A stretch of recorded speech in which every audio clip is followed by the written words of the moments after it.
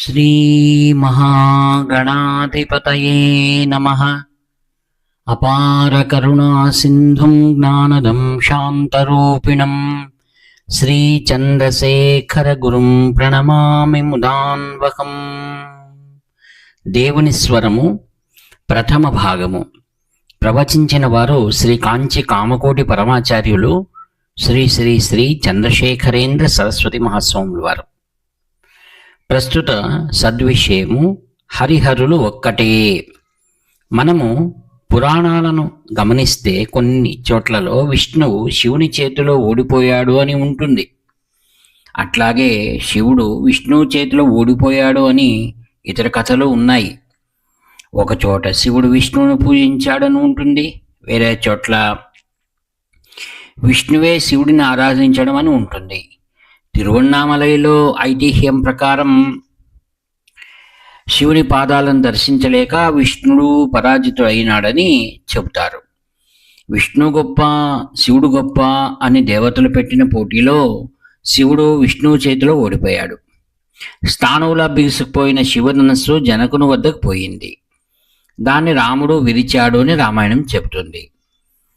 తిరువీళి మిళలై క్షేత్రం యొక్క స్థల పురాణం ప్రకారం శివారాధనలో ఒక పువ్వు తక్కువైందని విష్ణువు తన కంటినే ఊడబెరిగి కమలములు అర్పించాడని ఉంది. ఆ క్షేత్రంలో శివుని పేరు నేత్రార్పణేశ్వరుడు. తిరుక్కండియూరులో ఐతిహ్యం ప్రకారం శివుడికి బ్రహ్మతలను పెరికినందుకు బ్రహ్మహత్యా దోషం చుట్టుకుంటే శివుడు విష్ణువును ఆరాధించి విష్ణు అనుగ్రహంతో ఆ దోషాన్ని పోగొట్టుకున్నాడు. ఇక్కడ విష్ణువు పెరుమాళ్ళు పేరు హరశాప విమోచనుడు. ఈ విధంగా శివ విష్ణువుల ఆధిక్యాన్ని చెప్పేవి ఎన్నో కథలు ఉన్నాయి. మీరేమో శివకేశవులు ఒకటే అని చెబుతున్నారు.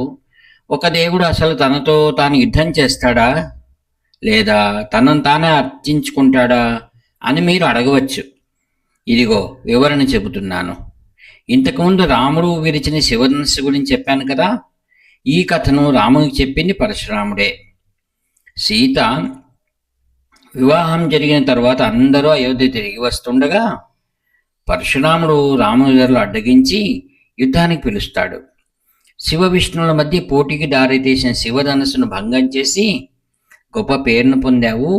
నా వద్ద దాన్ని ఓడించిన విష్ణు ధనస్సు ఉన్నది, దీన్ని ఎక్కుపెట్టి చూపించు అని పలికాడు. ఈ పరశురాముడు ఎవరు? ఆయన విష్ణు యొక్క అవతారమే కదా. యుద్ధానికి ఆయన్ని పిలుస్తున్న రాముడు ఎవరు? ఆయన మరొక విష్ణు అవతారమే కదా. ఇక్కడ ఒకే విష్ణు అవతారాలు రెండు రూపాలు పోట్లాడుకోలేదా? ఈ యుద్ధంలో ఒక అవతారం పరశురాముడు, మరొక అవతారమైన రాముడు చేతిలో ఓడిపోలేదా?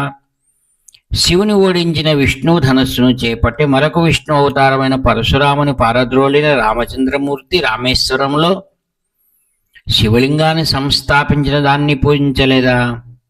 జనాలలో భక్తిని పెంపొందించాలంటే దానికోసం దారిని కూడా భగవంతుడే చూపుతాడు. ఎట్లా? ఆయనే భక్తుడిగా నటించి దారిని చూపుతాడు. ఈ కారణంగానే కొన్ని స్థలాల్లో శివుడు విష్ణువును భక్తునిగా ఆరాధిస్తే కొన్ని చోట్ల విష్ణువే భక్తుడే శివుని పూజిస్తాడు. ఇరువురు ఒక్కరే. హరిహరుల పేర్లు కూడా ఒక్కలా ఉంటాయి. ఇద్దరు కలిసి ఒకే మూర్తిగా అయినా హరిహరమూర్తిగా శంకరనారాయణ మొదలైనవిగా అయ్యి మనలో సమరస భావాలను పెంపొందిస్తాయి. ఆళ్వార్లు అనగా వైష్ణవ సాధువులు పెరుమాళ్లను హరిహరునుగానే చూస్తారు. పేయాళ్వార్ అనగా తొలి ఆళ్వార్లలో ఒకరు తిరుమల దేవుని 2 పద్యాల్లో రెండేసి విషయాలను, అందున మొదట శివాంశకు సంబంధించిన వాటిని, ఆ తర్వాత విష్ణువంశకు చెందిన వాటిని ప్రస్తావిస్తూ వెంకటరమణ స్వామిని శివకేశవుల సంయుక్త రూపంగా వర్ణిస్తాడు.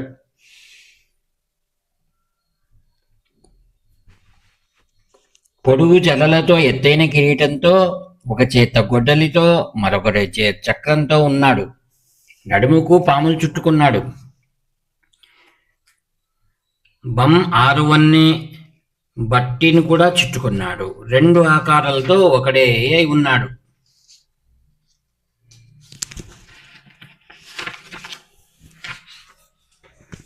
శివకేశవుల సంయుక్త రూపంగా వర్ణిస్తాడు పోయిగా ఆళ్వార్. ఇరువురు రూపాల్లో వేరైనా వారు వీరే అని. కమ్మ మహాకవి తమిళంలో రామాయణాన్ని వ్రాసినవాడు హరుడే గొప్పవాడని, లేదా విశ్వాన్ని పాదంతో కొలిచిన హరియే గొప్పవాడని వివేకం లేకుండా దబాయించే వారికి పరలోకం దొరకడం దుర్లభమని అంటాడు. ఎందరో మహాత్ములు చెప్పిందంతా పక్కన పెడదాము. చిన్నపిల్లలు కూడా హరియను హరుడును ఒక్కటే, ఇది ఎరగని వాని నోట మట్టే అని అంటాడు. ఈ పిల్లల మాట మనకు ఎన్నో వేల సంవత్సరాలుగా అంది వచ్చినది. ఒక గుడిసె కడితే 1 లేదా 2 ఏళ్లలో కూలిపోతుంది. ఇటుకలు వాడి ఒక ఇల్లు కడితే 100 ఏళ్ళైనా నిలుస్తుంది. అదే రాతితో కట్టింది వేల సంవత్సరాలైనా చెక్కు చెదరదు. అదేవిధంగా లోపల సత్తువు లేని మాటలు కాలపు వెల్లువలో కొట్టుకుని పోతాయి. కానీ ఈ పిల్లల భాష కాలాతీతమై నిలిచింది. అది సత్తువ కలిగించి సిద్ధాంతం కలిగినది కనుక నిలుస్తుంది. హరి ఓం తత్సత్. వ్యాఖ్యాత మీ ప్రియమిత్రుడు నివర్త నాగభూషణ శర్మ. 7483229249. హర హర శంకర, జయ జయ శంకర.